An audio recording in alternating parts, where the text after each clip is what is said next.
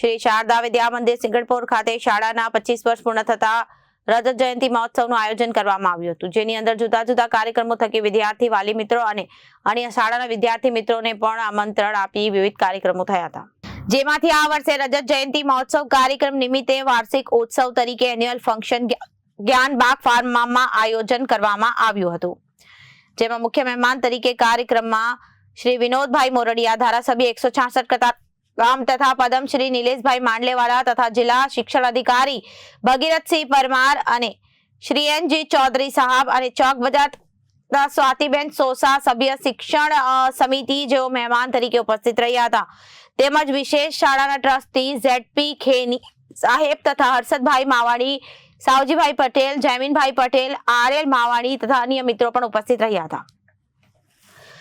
સુરત શહેરમાં પદ્મશ્રી એવોર્ડ પ્રાપ્ત કરનાર નિલેશભાઈ માંડલેવાલાનું સારા પરિવાર તથા ટ્રસ્ટ મિત્રો તરફથી સવિશેષ સ્વાગત કરવામાં આવ્યું હતું, જેમાં તેમને શાલ અને આભાર પત્ર આપી સન્માનિત કર્યા હતા। જયમીનભાઈ, સાવજીભાઈ અને એમની સમગ્ર ટીમને ખૂબ ખૂબ અભિનંદન આપવા માંગુ છું કે ભારતની એક એવી યુવા પેઢીને આપ તૈયાર કરી રહ્યા છો કે જે આવતીકાલનું ભવિષ્ય છે। આપણા દેશના વડાપ્રધાન માનનીય શ્રી નરેન્દ્રભાઈ હંમેશા કહેતા હોય છે કે યુવાનોનું ઘડતર એ આવતીકાલનું ભવિષ્ય છે અને એ ઘડતરને ઘડવામાં તમે ખૂબ મહત્વનો ભાગ ભજવી રહ્યા છો।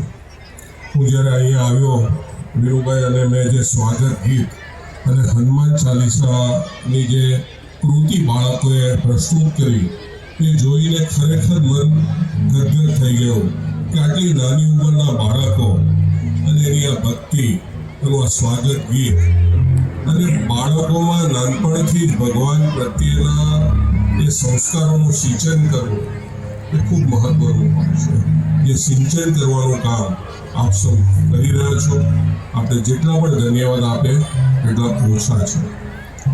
આજે મારું અહીં સન્માન કર્યું પદ્મશ્રી માટે, પરંતુ આ સન્માન એ નિલેશ માંડલેવાલા કે અમારી સંસ્થા ડોનેટ લાઈફનું સન્માન નથી।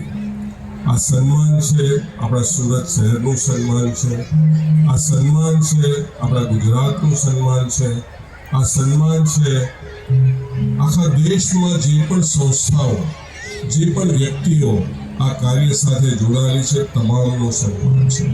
આ સન્માન છેલ્લા 20 વર્ષથી જે અંગદાતા પરિવારો પોતાના બ્રેઇન સ્વજનના અંગોનું દાન કરાવીને સેંકડો અંગ નિષ્ફળતાના દર્દીઓને નવું જીવન આપ્યું છે તેઓનું સન્માન છે અને એની સાથે દરેક વ્યક્તિનું સન્માન છે। આજે હું તમને કહીશ, જ્યારે માવાણી સાહેબ અહીંયા છે તો આજે ગ્રીન કોરિડોર, ગુજરાતનો ગ્રીન કોરિડોર પહેલી વખત ડિસેમ્બર 2015માં સુરત શહેર પોલીસે બનાવ્યો હતો અને આજ સુધીમાં 140થી વધુ ગ્રીન કોરિડોર સુરત શહેર પોલીસ બનાવી ચૂકી છે અને એની અંદર પોલીસ ડિપાર્ટમેન્ટને જેટલા પણ અભિનંદન આપીએ એટલા ઓછા છે। મને તમારા વાલી મિત્રો જોડે થોડીક વાત કરવી છે અંગદાન વિશે। મિત્રો, આપણા દેશમાં દર વર્ષે લાખો દર્દીઓ સમયસર અંગ ન મળવાને કારણે મૃત્યુ પામે છે। દેશમાં દર વર્ષે જ્યારે લાખો દર્દીઓ અંગ ન મળવાને કારણે મૃત્યુ પામી રહ્યા હોય અને એટલી જ સંખ્યામાં બ્રેઇન ડેડ પણ વ્યક્તિ થતા હોય, રોડ અકસ્માત હોય, બ્રેઇન સ્ટ્રોક હોય કે બ્રેઇન હેમરેજને કારણે હોય, જો આપણે બધા જ બ્રેઇન ડેડ વ્યક્તિના અંગોનું દાન કરાવીએ તો આપણા દેશમાં કોઈ પણ વ્યક્તિએ લાઈવ ટ્રાન્સપ્લાન્ટની જરૂરત ન પડે, એટલે કે પરિવારમાંથી જ કોઈ પણ અંગ આપવાની જરૂરત ન પડે અને અંગો ખરાબ થાય એની પીડા શું હોય એ જે પરિવારમાં કિડની ખરાબ હોય, લીવર ખરાબ હોય, હૃદય ખરાબ હોય, ફેફસા ખરાબ હોય, એને જ એની જાણકારી મળે કે અઠવાડિયામાં 2 વખત 3 વખત ડાયાલિસિસ પર જ્યારે જીવવું પડતું હોય તો એને ખબર પડે કે એની પીડા શું હોય છે। આપણા દેશમાં કેટલા એવા વ્યક્તિઓ છે કે જેના અકસ્માતમાં બંને હાથ કપાઈ ગયા છે અને એ વ્યક્તિ સામાન્ય જીવન જીવી નથી શકતા। આવા તમામ વ્યક્તિને ત્યારે નવું જીવન મળે કે જ્યારે બ્રેઇન ડેડ વ્યક્તિના અંગોનું દાન કરવામાં આવે। આ વિષય ખૂબ મોટો છે। મારી આપ સૌને ફક્ત નમ્ર વિનંતી છે કે જ્યારે પણ કોઈ વ્યક્તિ બ્રેન ડેડ થાય કે તેની જાણકારી તમને પ્રાપ્ત થાય ત્યારે તેના અંગોનું દાન કરાવીને આપણા દેશમાં જે દર વર્ષે લાખો દર્દીઓ સમયસર અંગ ન મળવાને કારણે મૃત્યુ પામે છે એને નવજીવન આપવાના યજ્ઞમાં જોડાઈએ. મારે ટૂંકું જ પ્રવચન આપવાનું કારણ કે અમારી છાપ બહુ મેલી છે, મારી પાસે પછી મૂકીએ નહીં.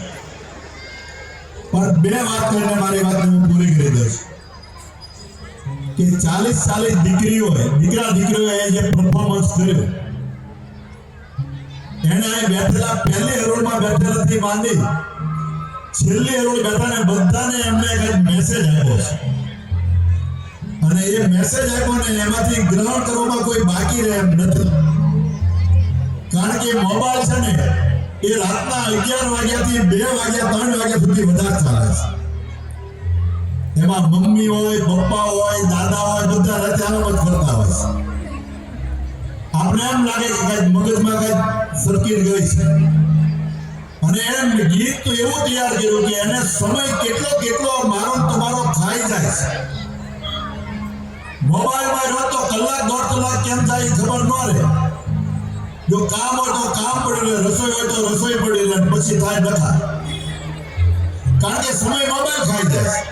અને મમ્મી એટલે ના નથી પાડતી કે મમ્મી પોતે જો એટલે બાળકને ના નથી પાડતી. આ જીવતી જાગતી હકીકત છે, આમાં કોઈ ના નથી પાડી શકે. આ મેં જોયેલું દ્રશ્ય છે. મમ્મી એટલે જ નથી ના પાડતી અને મમ્મીને કહેતા એવા છોકરાને જોયા કે તું જોવે છે. ફરિયાદ પાછા અમે ઘરે જાય તો અમને ફરિયાદ કરે કાકા કે વિનુભાઈ તો સાહેબ આ મોબાઈલ જોવે તો મોઢે પકડાવે કે તું જોવે મમ્મી. એટલે મોબાઈલ નામનો જે રાક્ષસ છે સદુપયોગની જગ્યાએ મિસયુઝ થયો છે ને માણસને રાત્રે જોવે ને માઇન્ડ હેંગ થઈ જાય છે, મગજ ખરાબ કરી નાખે પછી એને ઊંઘ નથી આવતી. એટલે મોબાઈલનો જે મેસેજ બાળકોએ આપ્યો છે અને 40 બાળકોએ આ સ્ટેજ ઉપર પરફોર્મન્સ કર્યું છે ને, બાળકો તમને સલામ છે ને એમના શિક્ષકોને પણ સલામ. આમાંથી ગમે બેઠા કેમ 40 જણા એકાને રિહર્સલ કરો ન થાય. આ બાળકોએ કઈ બધું મેં બધું નિરીક્ષણ કરતો હતો ફોજીભાઈ કે જો બાળકોની એની કલા હતી અને પોતાનો કોન્ફિડન્સ કેટલો હતો.